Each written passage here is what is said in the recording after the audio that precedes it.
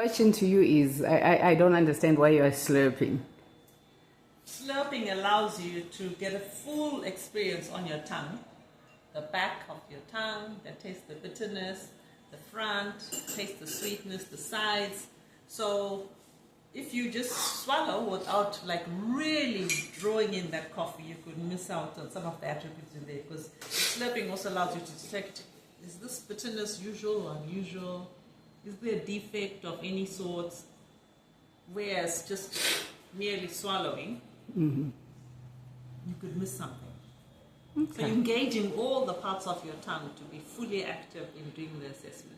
So does it also account to somebody having their coffee in the restaurant, or I would need to move away? No, that's just a bad habit. Okay. We've done the slurping for you. So in the coffee drink shop, quietly. Drink quietly. Because we've gone through. Yeah, that's just a technique we use for doing the assessment. Okay. Yeah, only.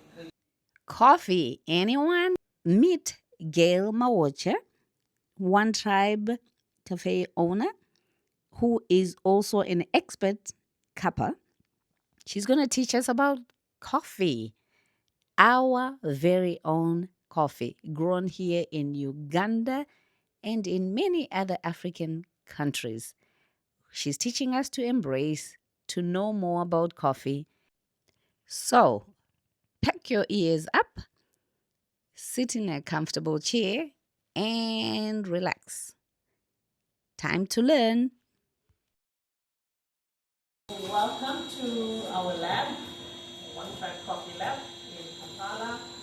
And this is where all the action takes place. This is the heart of the business. And here I was just demonstrating that when the farmer brings in their coffee, we accept the coffee, we weigh the coffee, we measure the moisture, and once we measure the moisture, we also includes the smelling that it's fresh. You smell it's fresh, there's no defects. So what we then do is we then measure the moisture. The moisture should be changed 12%. Thereafter, it's roasted on this little baby, and we develop a profile for it. Measure the density and say, well, this is a washed Arabica, so clearly a washed Arabica will do well with a certain type of a profile. You want to bring out the acidity in the washed Arabica, and basically, once we've cupped it, cupping means to test the quality. Once the cupping has been done, we then put a number to it, because coffee is a numbers game. Welcome to the One Tribe Coffee Lab. This is the heart of the business. This is where all the action takes place.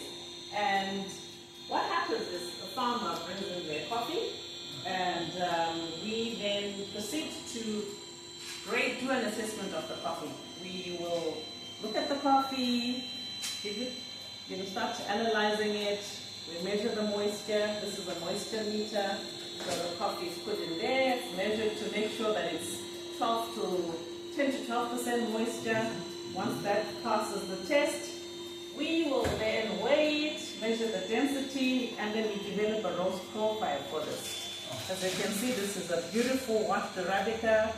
You can tell it's fresh, it smells fresh. That nice, nice fresh smell, and then no defects. We check for defects before we roast the coffee, and you can see the defects. Something like that. There's some defects in here between the roasted and the other coffee. Once we've done that, we then proceed to roast the coffee. This is a sample roasted little baby. So this one we roasted small batches. So once we do that, coffee is a numbers game. So farmers are out in the field doing their best. They are growing, making sure that they're spacing the coffee like 3 by 3 or 2.5 by 2.5 spacing. They are pruning, they are stamping, they are making sure they put organic fertilizers in there. And then we now get to showcase what they've done. So when you develop a profile, you want to make sure that it's about the coffee, not about the machine. So we don't do dark roasts, because a dark roast covers a multitude of sins. Unless, of course, you're roasting and you want to have lots of milk and syrups and whatever. But we want to showcase the coffee because we're specialty coffee. So it's about the coffee. So once this is roasted, we then proceed to grade it. We cup it. So it's roasted. For instance, this was roasted. This is a little sample. We will then proceed to cup it. So this one here is what? This is a roasted state. Yeah, this is the roasted state. You can see. So we did a small sample, and the aim, every farmer wants to score over 80. Okay. Because if the coffee scores over 80, it's specialty coffee. If it's between 70 to 79, it's premium. Below that, it's now a commercial coffee. So as you can see, this has been roasted. This is what it was before. This is now roasted here. Then we proceed to grind it. This is our special grinder. We measure a certain weight, and then we'll grind the coffee in here, and then once the coffee is ground, we go into the lab, and then we cup it.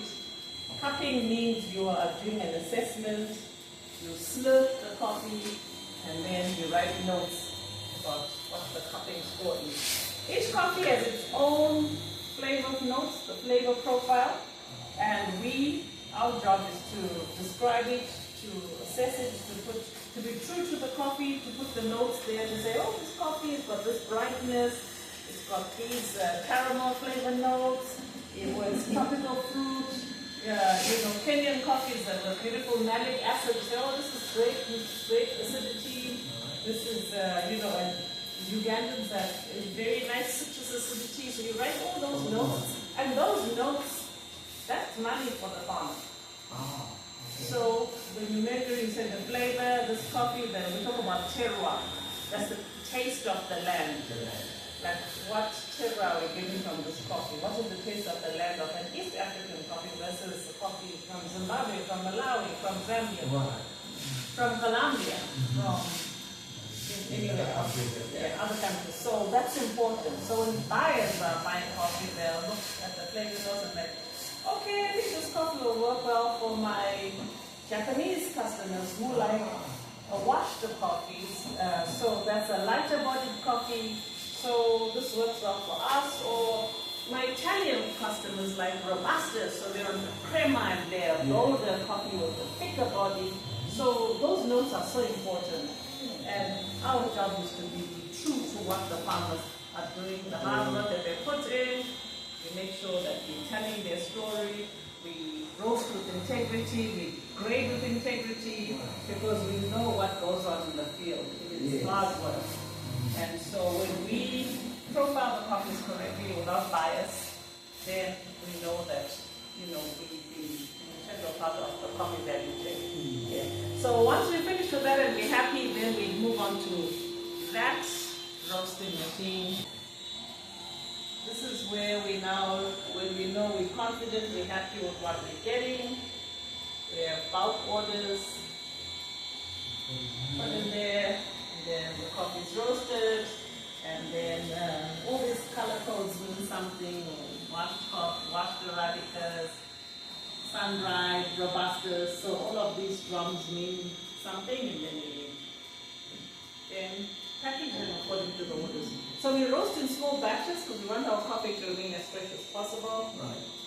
We roast in small batches, then as per order, but we also roast every week for the coffee shop and for the markets and for our regular customers.